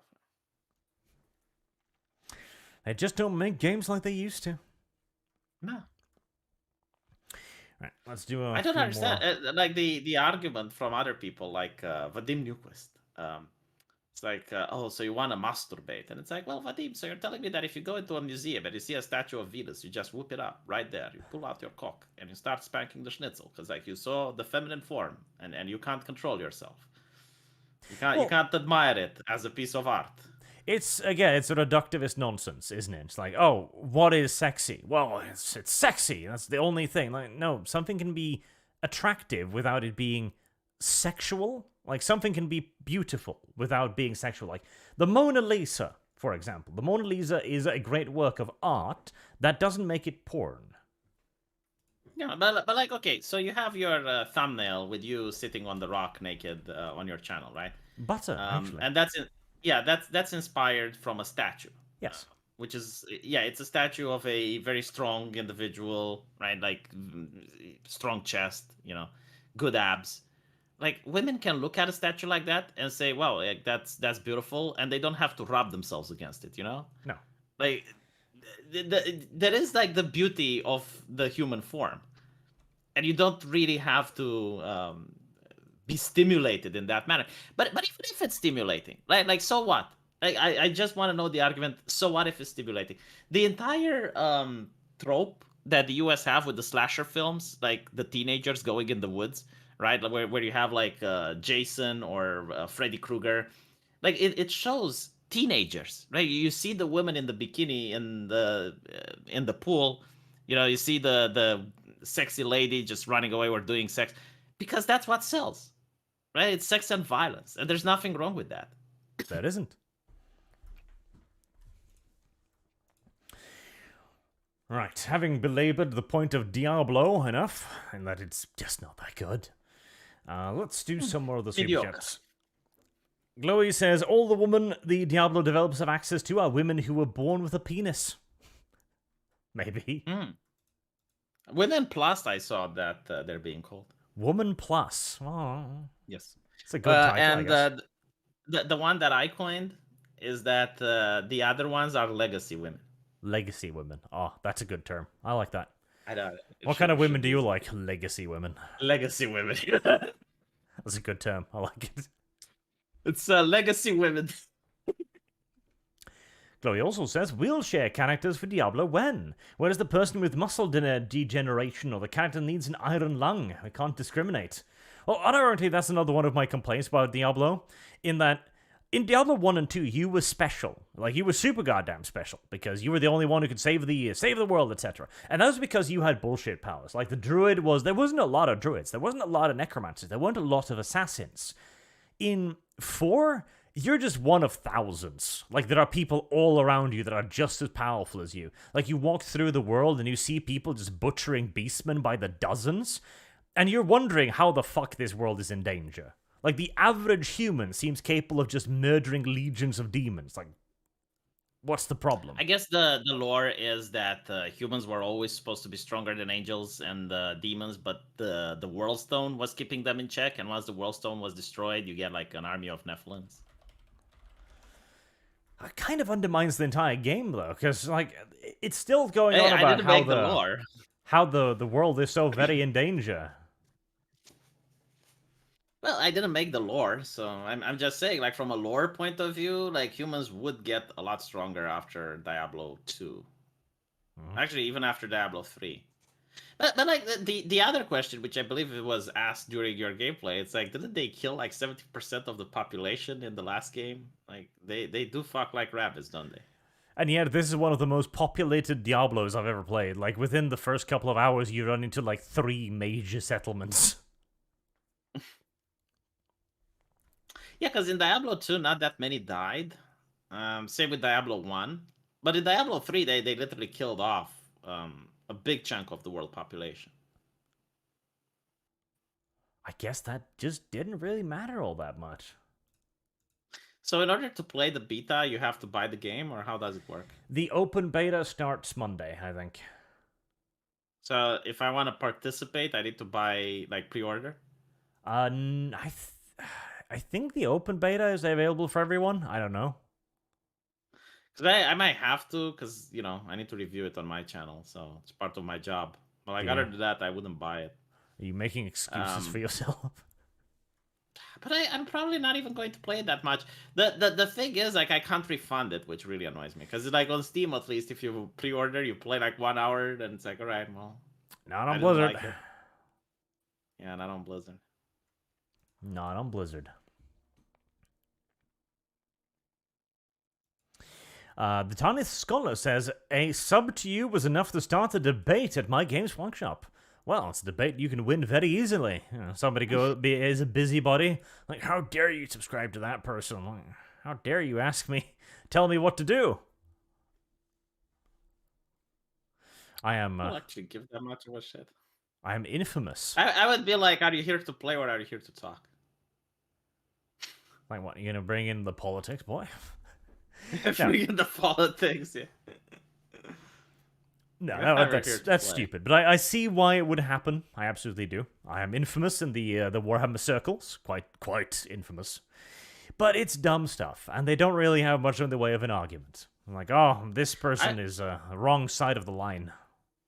I would just point out, it's like, yeah, people hate it because he actually criticizes the game. Like, he, instead of talking about the identity politics, he actually brings up the bugs, the inconsistencies. He does fair criticism, and corporations hate that. I don't think they give a fuck about you going after the woke. I think they are upset when you take a total Warhammer map and you're like, well, look, these units are colliding with each other. Like, this is not good. They removed this. Like, what is this? It's a siege battle? That's not good. I think that's what they hate the most. Maybe. There's also quite a lot of low-level wokists still, too. The people who don't actually know anything about what's going on, but they have this idea that this is the accepted paradigm, and so they parrot it, and they would parrot the other paradigm just as loudly. Like, they're the people who would, 10, 20 years ago, be like, oh, no, Christianity's pretty cool. Mm. Yeah, it's interesting, because, like, when I got the leftists to talk to you, like, the first question, like, why do you hate women? It clearly shows that he doesn't watch your content. It's like, because they're evil. All of them. Universally. Hashtag all. It's such an interesting concept. It's like, one of the worst things you can tell to a man is to curse his mother, right? Just this existing in our society shows that misogyny isn't really accepted. Well, again, we talked about this some other time, like the idea of there are certain crimes that are more forgivable than others. Like, obviously, the judges program with the pedophiles, that was a big no-no, and it would have been a much bigger no-no years ago. But now with the map movement, there are people are starting to wonder about that. Yeah, I don't think it's that big. It's more with the drag queen story hour that pisses people off. Well, even that is a big deal, too. But you can't criticize certain things without becoming anti the whole thing, and this has become generally the accepted line. Yeah, I saw like dumb takes such as like, oh, people hate drag queens. Like, no one hates drag queens. People just don't want children in the presence of an adult environment. It's that simple. But there's nothing sexual about drag queens. Cares. That is a lie, though. Like, there are drag queens there are drag queens that come out on TikTok and they have like millions of views and they say, look, what we do is sexual. This is like saying that the furry fandom is not inherently sexual, right? No, it is. Like, ask any furry, they will tell you, right? It's the same thing. This is a like having kids. Yeah, it's like having kids at a furry convention. It's like, oh, what's wrong? It's like they're just wearing mascots, and it's an adult environment. It's also the funny double think, isn't it? So asking for a hot character in a video game, that's just you wanting to jerk off, and oh my fucking god, that's such a good point. Holy shit, that is such a good drag queens. That's nothing sexual. But it's also like, now it's part of the left. Like, you can't be left leaning unless you want drag kids and queens to meet. And it's like, you could be a TERF, I guess. But like, it's not even to do with trans people, right? Because like a drag queen isn't necessarily a trans person. It's just like, I guess it's like a blackface for women, if you think about it. Well, no, it's a more honest fetishization, I think. Because here's the thing, I broadly separate trans people into two categories. Those who have gender dysphoria, and those who have a fetish. Well, it may not necessarily be a fetish. It may be an ideological thing. Like, if you don't have the gender dysphoria, and you're like, yeah. But it is interesting, because why would they? Like, there is absolutely no reason to say that, well, children have a right to be in an adult environment. Children don't have rights, by definition. By the way, I gave no. It's a Marxist concept, right? That of liberation, that children should be liberated from their parents. Like the parent is stuck in the old ways, they're bigots, so you need to help children out of that. But look at what I gave you. Ah, okay. Look at the views as well. There you go. Capcom USA. Open beta test with... Is that a mustache? That is a mustache. Wow, okay. I think it's a famous person. The one on the left at least. I think they're really big in that scene. That scene. 454 viewers. And, well, to be fair, this is not online, so you can't really compare. No, but the views, I can guarantee to you that if it's 454 viewers, they did not get 150,000 views. No. That's true. Let me see. Exoprimal open beta. Let's see how many they got. I'm actually curious. But take into account that one is Japanese only, right? Because like only people who speak Japanese can watch that. And the other one is international. Yep. Again, though, we're also talking like the biggest VTuber group here too, HoloLive nonsense. Yeah, but like, why wouldn't you get a VTuber to promote your stuff? Like, you know, that's what they want. You know what the market wants. True. Oh, look, 26,000 views. See, I'm actually looking at this Exo game now, and that looks kind of fun. It looks like EDF with robots. Yeah, but I make videos, Arch, and I get more than 26,000 views. Like, this is a paid event where they got, again, like the person on the left is really popular in that scene. They probably had to pay them. They did the trailer. They had a team of professionals, and they only got 26,000 views. Meanwhile, the Chad Japanese man gets 105,000 views by bringing 3 Ushikushi girls, where the one on the middle has a pair of VR glasses and seems to be entrenched into experiencing that video game. No, Oh, is that Corone? Is that Corone? it sells. I think it's yeah. But now I want this video game because it's got dinosaurs and robots in it. You saw the American trailer and you're like, yeah. The American presentation, and you're like, you know what? This speaks to me. I'll buy it. It speaks to my spirit animal. Let's see. John McCalla says, don't have anything to say. Actually, are we meant to breed V now? I think I'm less inclined. Kibbs was higher up up on my if I had to do a dude list. Well, V.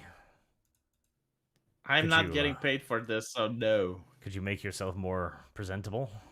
No. Sure? I need to change the avatar. I'll bring the troll next time. Oliver Nord says, as much as I see British monarchy as a relic that refuses staying in their museum, all of them have military careers. The 2 young princes went to Afghanistan. The king's brother piloted helicopters. Respect. Yeah, he was bragging about his KDA, much to the dismay of the other officers. Like, I'm sure it's not done, quote unquote, but of course soldiers do that. Of course soldiers do that.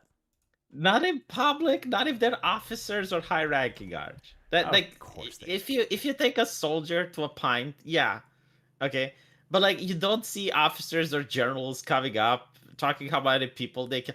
Because think about it, right? Like, you're making life difficult for the people in those areas.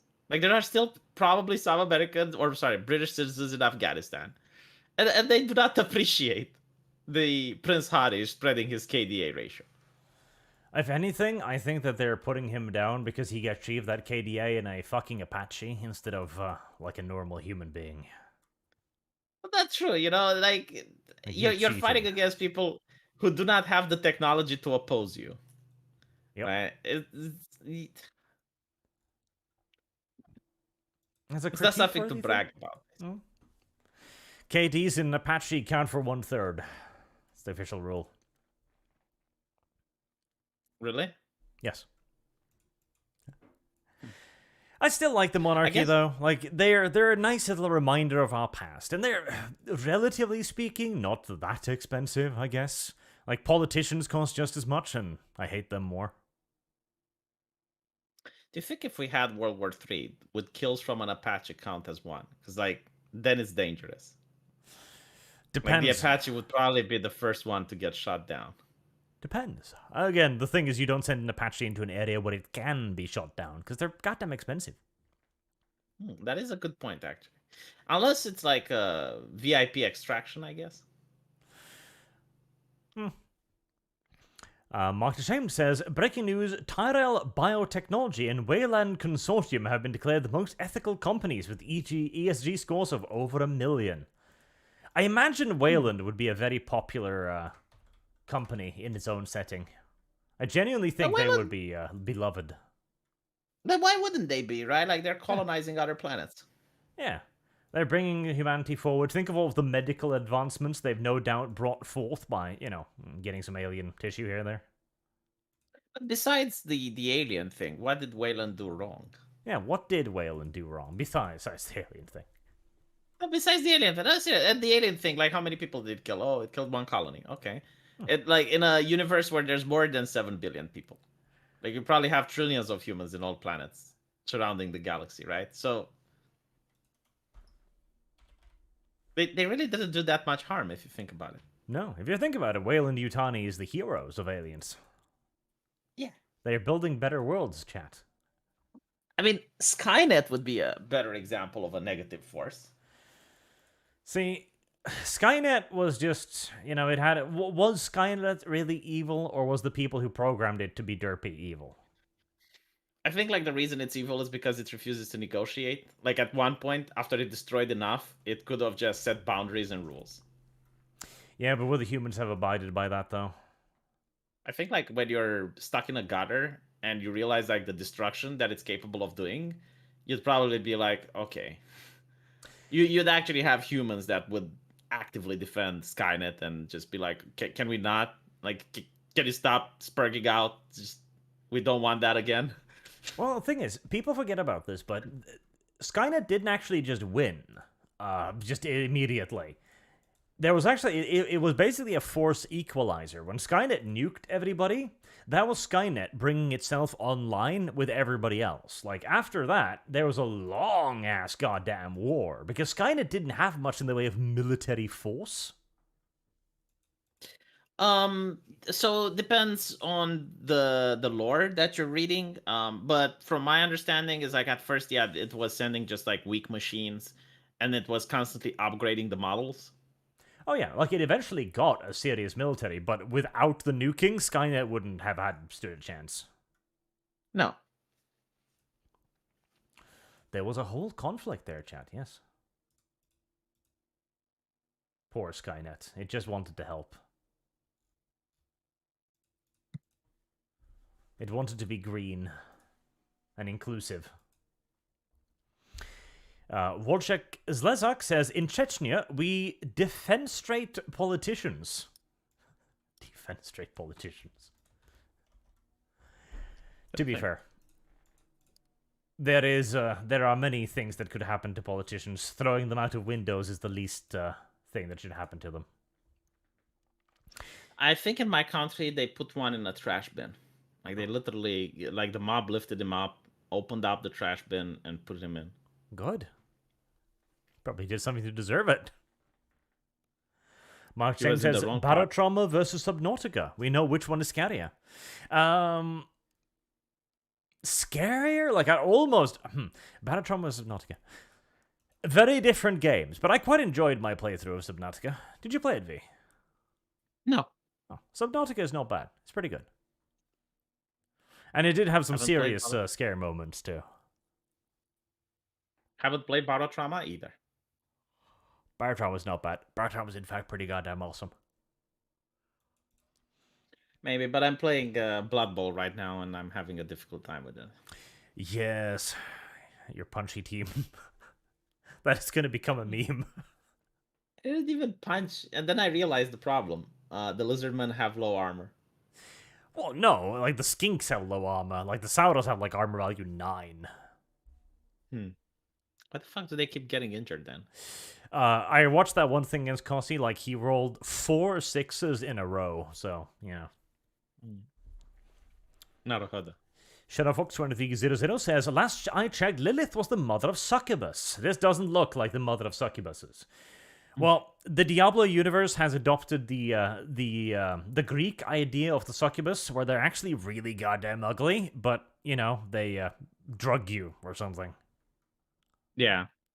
The ones in Diablo 1, apparently, like, they were having very beautiful lights that were eluding men into the forest, and then they would cannibalize them. Which is just dumb. Like, it wouldn't even be that hard. Like, okay, you need to have a monster that feeds on, like, sexual energy. Alright, well, natural evolution would surely make them hot. I mean, it would just make everything easier, wouldn't it? I mean, it's literally like a vampire that feeds through sex. You don't even have to do the sex. Just do a kiss or some shit. You know, and the person gets mummified or whatever. Unironically, an ugly vampire is like an ugly succubus. I mean, is like a vampire without fangs. Yes. Stupid. Oh well. I guess it depends on the lore, right? Because like MMOs. they don't do the cushy, I guess, in Diablo, right? Like they're just evil women. Well, they're just monsters there. But even then, you gotta remember there was the whole like Nephilim thing. So at some point, enough angels must have looked at enough demons and back to be like, yeah, sexy time. Yeah, I mean, yeah, so like the initial lore is that Inarius fell in love with her, which makes me assume that she was beautiful. But like angels, they in Diablo also don't have like a physical form, like they're like shadowy figures, right? Like they have like those cloaks and you don't see what's behind. So meh. They just made it up. Mm. Nicholas Christoph Yeah, says, Diablo. Go on. just hearing you read that article makes me think the people writing this have no idea what makes a good story and character. Like everything we know from years ago is suddenly taboo and anathema. Yes. Like, it genuinely, it feels like we're living in a completely different world. Because there was even in my chat, people were like, oh, video games don't have good story. And I'm like, no, they did. Like, Deus Ex has an amazing story. Like, even Sacrifice has a good fucking story. Like, there used to be games with good stories. Like, Baldur's Gate has a great story. But it's also like trying to, like when you're writing for a project you like I am now, and I assume you as well. Like you're making the lore, and you're thinking, does that make sense? Would this character behave in such a manner? Is everything consistent, right? But when I see the woke writing, they just don't give a fuck. You also got to think about the delivery of it too, because Diablo 4 has a moment where the almost immediately the villagers who present themselves as totally nice people betray you, and I'm like, okay, that's a cool story idea, but you could do so much more with it, because I don't know these people. Their betrayal doesn't actually affect me, doesn't hit me in any way. If you'd spent a good amount of time introducing me to them, making me dependent on them for potions, for selling my gear, for buying weapons, etc., giving me rewards, I'd be way more shocked when they turned on me. I mean, I remember in Skyrim, when you play as an assassin, right? Like you do the quest for the Dark Brotherhood, and you get into that. Was it in Skyrim or Oblivion? I forgot. But anyway, so you're an assassin, and you get to find these other people, which are cold-blooded killers. Like they're really evil people, right? But you form a kinship with them because like you're an assassin, they're assassins, and then you have to kill them, and it feels just so bad, right? Because like they didn't even do anything. Like you just have to. I guess like purge the sanctum. Mm-hmm. And another one was in Diablo 2, where you have like that Nikolai, right? Like you don't really get to like him, but he's like an elder, and you realize that he's actually betraying everyone. You need to build up a relationship with these characters, otherwise you're not going to give a shit about them. Yeah, correct. Because like the relationship are being built. Like for a lot of the game, you spend time with those those people in Oblivion, and then you also spend a lot of time with Nikolai. Another one is Leia from Diablo 3. I didn't really like her that much, right? But still, like you get to spend a lot of time with her, and then when she is taken away and becomes like Diablo vessel, like it's supposed to be a bit more impactful. Mm-hmm. The art of storytelling. Long lost, tragically. Oh, that was Oblivion, chat tells me. Okay. Mark James says, authentic Amazons only had one boob. Well, that's disgusting. I don't like that. Glow in the Dark says, female crimson chin. Female crimson chins. They're large and violent. And they can beat you to death. Yeah. Well, I'm really curious to hear what Roman has to say about it. Roman is the developer. Because like he actually used to draw like pretty ladies, and HR told him just to stop. We here at Blizzard, we are now a mature company, and we are being very inclusive, and we think you're being disrespectful with your art. You do not do the style that we want now. Oh god, I remember when this argument started, when with the whole goddamn nonsense about woman, the woman, Anita Sarkeesian, that was her name. God damn it. Yeah, the woman. The whole argument the people were making in her defense was like, isn't it time for gaming to grow up? Shouldn't we become more mature now? What does that mean? What does growing up mean? And at the time, they were like, oh, it totally means like more mature storytelling and stuff, and it'll be great. Like, we can be more serious. Have we got better storytelling? Have we got better games? Have we got better mechanics? More serious games? No. The only thing we've got is ugly women.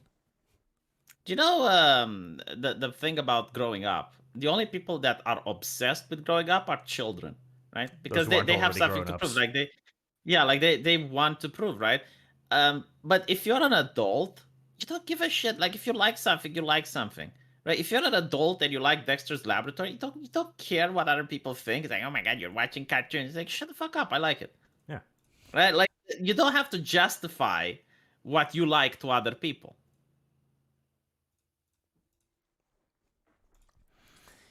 Tronin says, did you see the AI president's video? There is now enough audio to make our own Arch, Old Man, and Bricky. Ow. Think of the fun. The AI president's really video. I've seen some of them, yep. Yeah, they're great. That shit is going to cause like a mass casualty event at some point. I guarantee it. I think there should be a law against it, to be honest. There's going to have to be. Yeah, it should be like slander or libel. So I would make it a law that if you use AI to copy someone in a deep fake with the purpose to mislead the public and ruin the reputation of the person you're copying, it should be like libel or slander. Like you should be able to get sued. I think that would be fair, right? And it has to be both of these things. So you're making the AI deep fake in order to mislead the public. Like you're not making it obvious it's a joke. And the second one is to ruin the reputation of the person that you're copying. So for example, if I were to make a deep fake AI with you saying the N-word, and then I would try to get you canceled, and I would say, well, look what Arch has said on it, right? Like that should be illegal in my opinion. Mm-hmm. Yeah, no, that's fair. Honestly, I think we're going to have to reach the point where AI-generated videos must be clearly marked as such, or there are repercussions. Because even if the long drawn-out process of realizing what had happened and then like seeking legal ramification isn't going to stop a video of Donald Trump saying that he wants everybody to kill the Jews and the black people to not cause a mass panic. And the thing is, it sounds ridiculous, but people have literally been trained to think the absolute worst possible imagining things about the Orange Man for a decade now. Like 90% negative news coverage. People would absolutely fall for a deepfake of Trump if it is even done mildly cleverly. I think that there's going to be a time period where, yes, people are going to believe it, but after a while, people will say, well, is this deepfake or is this real, right? Because once people get used to the technology, and I do think that the way it's growing, like everyone is going to have their AI waifu on their phone in 5 years, like people will start to understand what is AI and what isn't, or at least to question things. Mm-hmm. But even then, all you need is for somebody to not question it and get angry and grab a gun, and you've got yourself a mass casualty incident. Well, you can do that now, even without deepfakes. I mean, there's going to be crazy people everywhere. Yeah, but I don't think this idea that, well, we need to change the way society works because there's crazy people. It's like, no, there's police officers, there's court systems, right? Like this idea of a culture of safety where everything needs to be censored and toned down because there are some drool dripping idiots out there just doesn't sit well with me. Matt Blankenbacher says, it seems you got the safe version, Kib's got the raw one. The raw one? What, Diablo? Nani? Is that a thing? Like, do you have like Diablo safe versions? And I don't think so. Mine only Me crashed neither. once, so you might be referring to that. Hmm. Glow in the Dark says, Diablo Bullet Hell Edition. Ah, yes. I mean, it's not even that bad. It's just like, it's not the kind of boss battles I enjoy at all. Troy Needham says, Asmongold is trying to speedrun, trying to teach an AI to tell him to go fuck himself. Okay. Well, like ChatGPT? I'd guess so.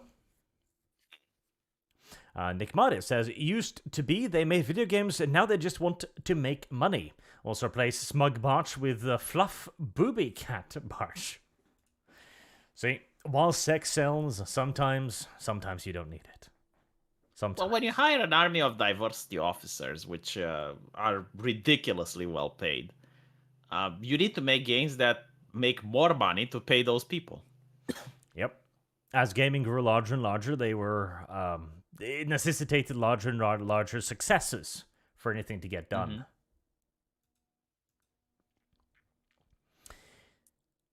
American Outlier says, hey Arch, V, hope all is well. Yes, I'm doing very well, thank you. Except for the 15 centimeters of snow that arrived like every day this last week, but, you know, such is life in Norway. Really? It's still snowing there? Oh, yeah. Yeah, I guess it is Norway. Yeah. This winter has been we're awful. We're having a beautiful spring, so. Wow, fuck you. I hope you get flooding. No. Miranda... It is that time of year, I guess. But, like, if we get flooding, I don't get flooded, so that's fine. But, like, other people suffer. Miranda Sinistro says, hey Arch, your Vampire the Masquerade plays gone forever. Is there anyone else to watch them? I think they're still in the back end on the lore channel, but I basically privated anything not lore related on that one years ago, so they're probably still there. I'm still considering whether to upload them anywhere else, because dangerous. They're problematic, yeah. Yeah, it's problematic. Problematic. You know, there was a music band, which were actually Nazi vampires. They were in the Luftwaffe. And they managed to get into the BBC to shame them. It's like, look what these people are doing. And I'm thinking, because I actually had this conversation with Sargon before, and Sargon was like, nah, it would never happen. I mean, come on, it's just a video game, blah, blah, blah. And then I showed him the article. It's like, look, this is your country. This is what you're doing. This is reality. Britain has fallen.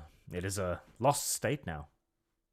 There was another one also on the BBC with apparently a game master from Dungeons and Dragons, which got expelled from a competition because he got his players to experience rape. And I heard like, about how the fuck that. does that happen? Yeah, like how the fuck does that happen? It's like, okay, so he starts raping the characters, and you can just say, well, I don't like this. If you keep it up, I'll leave. And it wasn't even that. I think, if I remember it's the right case, it wasn't rape at all. It was like something pseudo-sexual, and that where people are, oh my god, that's rape. Yeah, but like even then, you know, just get off and leave. You know, like no one is forcing you to sit at the fucking table. Like you're not actually being raped, right? It's God, and you know that they're doing this just because they can, and they can bully someone. It's not that they're like legitimately offended. Well, it's like the good old-fashioned argumentation. You know, your grandmother told you, if you don't like what's on the television, change the channel. And nobody ever listened. Yeah.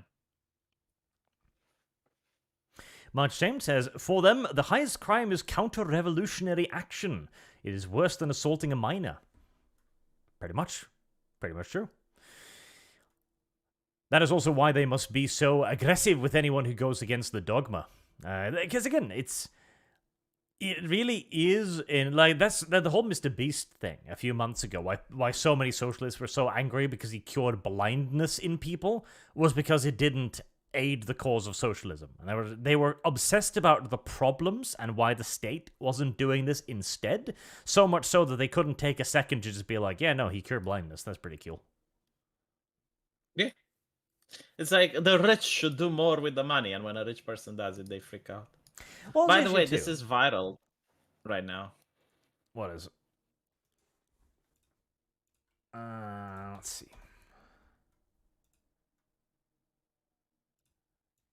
Put that up there. I will never purchase any media containing any of the following. Characters designed with San Francisco sensibilities. Race swaps of any kind, good. Writing contains overtly anti-white male themes, good. Any female character has their breasts reduced to any extent, good. I'm agreeing with all these so far. One-way diversity, e.g. Asgard, Norse is diverse and can't remain all white. Wakanda and Tula are ethnically homogenous, yes. Yeah, no, I think I can agree with all of these. Well, unfortunately, if you agree with all of them, there's nothing to watch. Listen, I can always go back and watch old anime. That is correct. But I can always just rewatch Gundam Seed for the 500th time. Grooming and LGBT magnification, putting glitter in the carpet. There is no non-creepy reason to... Yeah, so I remember that. Like, that was a military song teaching children that there are different types of families, including, like, families of 3 or 4.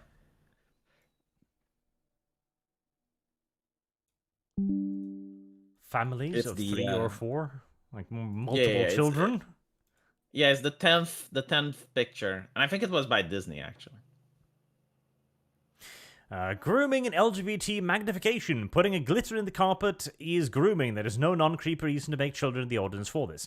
I tend to agree, because the thing is, LGBTQ, etc., drag queen story, blah, blah, blah, all of this is sexualized. This is sexualities. Like, I don't want to teach children about sexualities, period, until they're like 16, and you have to because they're starting to boink one another. And even then, you just tell them, like, listen, fucking put the condom on the goddamn banana, otherwise you're going to be in a world of hurt. That's the extent of the sexual education I think that children should receive from the public school system. No, I agree. I love this one. Desexualizing females in order to use the argument of realism, like, especially when it's like in Mortal Kombat. Right, like, bitch, I just used a guy that has bones for swords to impale my enemy, and you're talking... I think, like, realism went out the window a long time ago. Mm-hmm. Oh, no, I hate the realism argument, because it's fucking dumb. Like, when you're... Like, in Lost Ark, the game we talked about a little bit, right? In Lost Ark, you have women that are obviously anime-inspired, like... enormous tits, tiny waists, legs about 3 times the length of their entire bodies, right? And the men, too. The men are hulking tank creatures wearing, using guns the size of armored vehicles, right? It's not a problem. It's because it's a goddamn fantasy game. I don't care. Like, but it's not even supposed to be realistic, right? Like, I don't want a simulator in every media. I mean, anime, for example, right? Like, anime is supposed to be over the top, exaggerated, but yeah, the thing that they are trying to portray is real human emotions, like real human connections, right? But everything else is super exaggerated, and that's fine, because they're not trying to be realistic. Look at this image. She's wearing slings to keep her enormous booms in. Like, those things would fall out immediately. But I don't care. Yes. Like, that metal corset around her waist must be incredibly uncomfortable. I don't care. There was also the controversy where... What was the...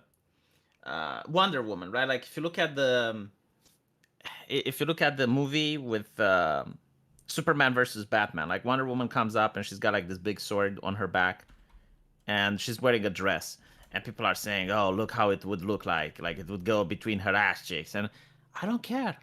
I don't care. It's fiction. It's supposed to look cool. It's not supposed to be practical. It's not supposed to be good. We're talking about a woman that can fly and uses her bracelets in order to deflect bullets. Shut the fuck up. Yeah. And again, it only ever cuts one way. Because I also want to point out, like the classic Batman costume, the grey and the blue and the black, right? Mm-hmm. His cock should be standing out like the sorest of fucking thumbs. And Superman, fucking your man Superman in that thing, like his dick would just be bulging there constantly. Oh, I think it was bulging in the first iterations because like he was wearing wrestling outfit. Like that's how they designed him. You know, before he could actually fly really fast and shit. It was like jump faster than the tallest building and faster than a speeding bullet. Like that was his powers. Like he couldn't fly. And he actually did have a bulge. I remember I found one like picture from a really old TV show of him where you could just see his fucking full contour dick. I was just like, oh, right.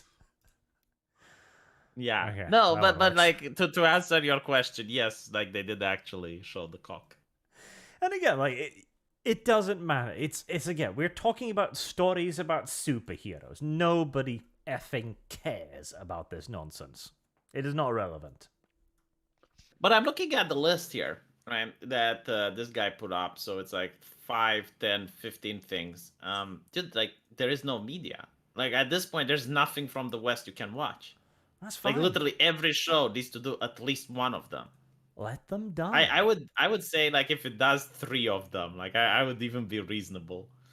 The thing that I can't stand, like if I have to choose, marketing or community interacting, lecturing, insulting, gaslighting, or guilting its potential customers. Like this is like the one thing that I literally cannot stand out of all of them.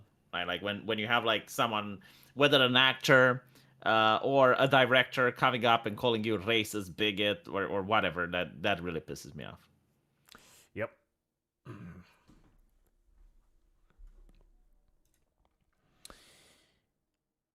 Solon the Lich says, if it is good looking, my male gaze. If it looks repulsive, it's stunning and brave. Correct. Activision Blizzard is still terminally woke. Fuck Blizzard. Literally, you know, those are... You know these. When sometimes in your newspaper or something, or some backwards-ass publication, and they run one of those things where there's a bunch of fat, ugly women. Fat, ugly, and they're sitting there on their underwear. You know those commercials. Yes. What are they? What is the point? It's like, bravely showing off a real woman's body. I'm like, not So all you know, women are it fat. turns out no, like it turns out that there is a class of women in America, rich white women, that actually do support those companies. I wonder if I can zoom in there. So I guess like they do exist. Thomas Wayne says, excellent stream, gentlemen. Thank you very much, Mr. Wayne. Going for call 85. Can't be in chat today, but just stopping by to pay the bridge toll the bridge god. Bridge toll to the bridge god. Thank you very much. Animate Acumen. Hail Arch. Hello V. Good evening, chat. Hello. Marked Ashamed. Arch, you are not allowed to dead name Airstrip 1. Britain. Airstrip 1. I do like that. That should be the name of like a movie. That'd be a great movie. Like, just literally do 1984, but do it today in the current day environment. See how many things you could get away with and have it be similar, and I bet you it'd be most. Yeah, I mean, you go home and you have your Alexa spying on you. Yep. It's like, hello, spying device. Do you know any good recipes for pancakes? Yes. War Turkify says, wouldn't illusions or pheromones be another evolutionary path for a succubus? I suppose it would, but I imagine it'd be a hell of a lot harder to develop a universal pheromone than just growing bigger tits. Like once... Look, I'm the expert of... Like, for some reason, I'm the expert of succubi here. Like, the whole thing is about ideological... Like, they come from Christianity, and the whole theme is around temptation, right? Like Christianity is about testing. So, like, God is testing you, and it's providing you with this very temptress-looking lady that you know you shouldn't, right? So it's up to you to do the right thing, and if you do the wrong thing, then, well... But in order for the lady to be tempting, it does need to have boobs. She does The have to thing be with hot. pheromones, yeah, the thing with pheromones wouldn't really work because then there is no more temptation. Like that's just straight up like Yeah, taking your you're free you're will right, away. because that's just your body doing its thing. There's no temptation Yeah, involved. You have no choice. yeah, like it's taking away your free will. Like the whole shtick is for you to be able to choose. Hmm. Yeah, no, that makes a lot of sense. Yeah, but regardless, it has to be attractive. Yep, it does. Let's see. Scarfy the Strange says they don't care about realism, they care about making things about themselves to the point of turning things into their Pleasantville. They do, like the goddamn Velma character being basically a simple self-insert. Man, Pleasantville is such a good example. Yes, like I watched that recently. I made a review of it, and the whole thing is like that town was absolutely perfect. Like it's only have you seen Pleasantville? No. Is this guy who really likes to watch old American movies, like black and white stuff, right? And they're very wholesome. They're very like how should I put it? Incredibly conservative, right? Like with the family that's happy. So you have like the sister, and the sister is a rebel, like she's a leftist, and they get teleported in the movie, and immediately the sister doesn't like it because like there's too many rules, and she starts teaching them about sex outside of marriage, cursing, doing stuff, and it just breaks the magic out of the whole thing. And eventually, like the city catches fire, and they're bewildered because like they never had fire before, and they're like scared and traumatized, and they start like a right wing Nazi party. It's a really good movie. You should watch it. Does the right-wing Nazi party stop the fires and reintroduce rules to make Pleasantville pleasant again? Well, yeah, they wanted to introduce rules, but of course Because they're that'd the be bad funny. guys. Because Like they are the bad. that'd be an Yeah, they excellent literally just wanted rules subversive again. thing. Like it was funny because like one of them was complaining. It's like, look, my wife burnt my shirt, and like she doesn't do the things that I want her to do anymore. And I was like, well, he has a point, right? Like he works 12 hours a day, brings home the bacon, right? Like his shirt is important for the work. Like if he doesn't have a clean shirt, he's going to probably not get the promotion.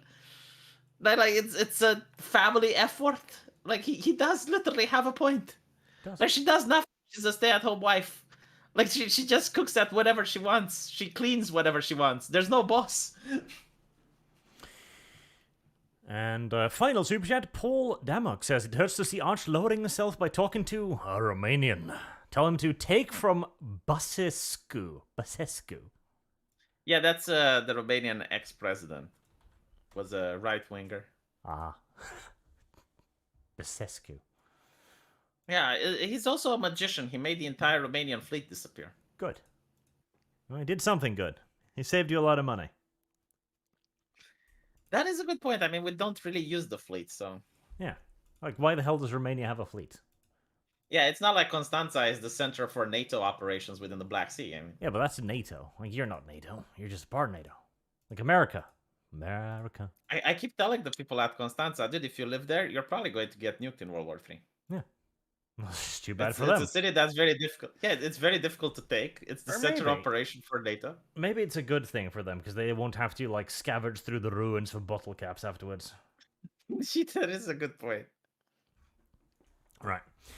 Well, there is previous plans for Barra Trauma in not that long, so we've got to try and wrap it up there. So thank you all very much for watching and for your super generous donations. I believe I'm gotten through all of them. Yes, I do. And I shall have to deprive you now of the picture of Superman's bulging cock. I know many of you were enjoying that quite a bit. Like, even that's a little bit disappointing. Like, for Superman, I'd expect, I don't know, I'd expect Superman to just have a schlong, you know? Like, you don't just see it bulge in his pants, you see it down his thighs, you know? Just, ooh.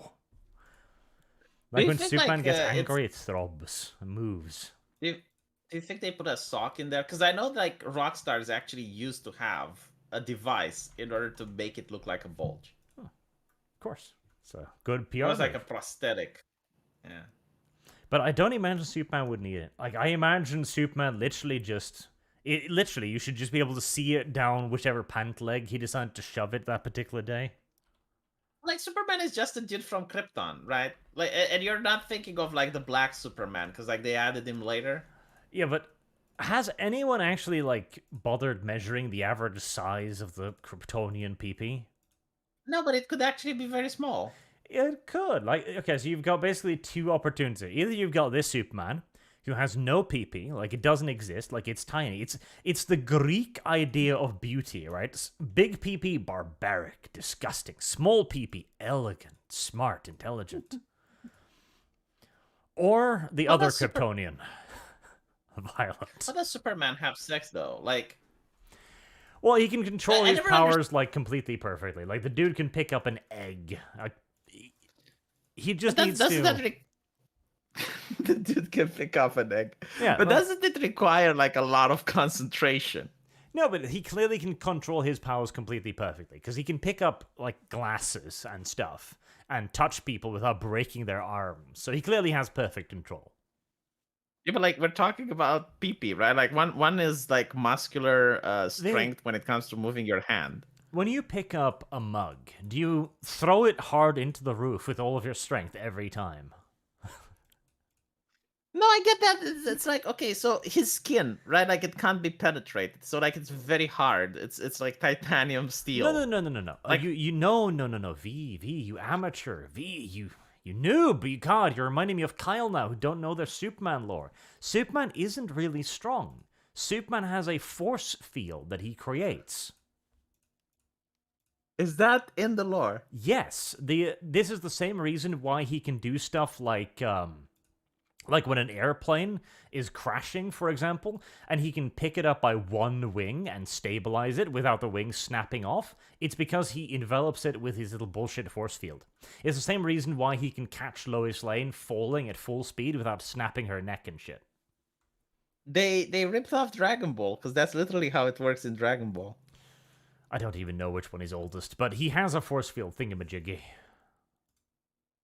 Okay, so if he gets stabbed in the back when he doesn't realize it, like No, it's it always would actually on. work. Like it's a natural part of him. Like there's no turning it off. Okay, so when he fucks, the force field goes down then? No, the force field adjusts correctly to allow him to fuck without crushing Lois Lane's pelvis.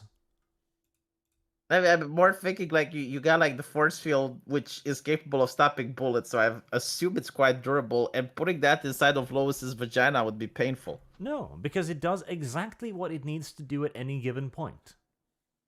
I see. But like okay, so when he blows air, like it's so cold that it can push cars and stuff, right? But like when he comes, does it fly like a bullet? Is it like a dolphin? Because I understand like a dolphin has enough strength in order to just rip off the intestines of a person. Oh, it just comes normally, V.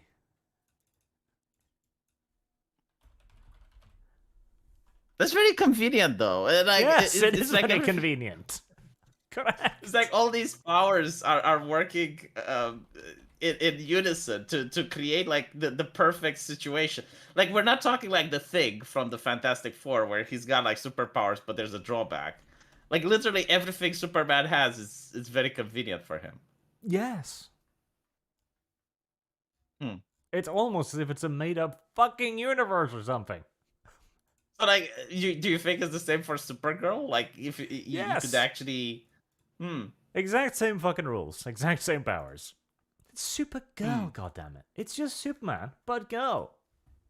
So it's not like if she clenches her vagina, it would be like If she a guillotine wanted to, it would be, yes.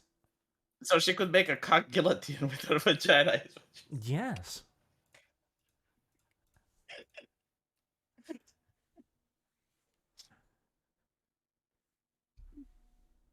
V has a hard time understanding superheroes. Well, you know, I'm more into the boys universe, you know, where like one man goes into another man's cock and then sneezes, and you know, it's more realistic. Now, Homelander probably would just fuck people to death because I don't think he has a force field. He's just like really stupid strong. I think that is in the comic though. Like he actually, well, not him, the other he impregnates a woman and then like the fetus comes out with burning eyes and kills the butcher's wife. No. You didn't read the comics? Oh, the comics maybe, but in the TV show that doesn't happen. The comics are awful. The TV show, the comics are terrible, man. Awful. The comics are terrible, but like that scene is really fucked up. Like you see the fetus with the laser eyes hovering in the house and zapping everything. I can imagine. Right. Someone in the Unless chat you said have that any further questions about Superman, I need to write there is one person in the chat saying when Superman comes, the woman gets headshotted. And Glow in the Dark does say Superman can get away with it because he was the first. There you go. But now, for realsies, thank you all again for your generous donations and for watching, and I hope to see you all again next week. And hopefully on Monday, where we're going to do a little bit more Diablo to see if the other classes are just way more fun. I doubt it, but give it a second chance.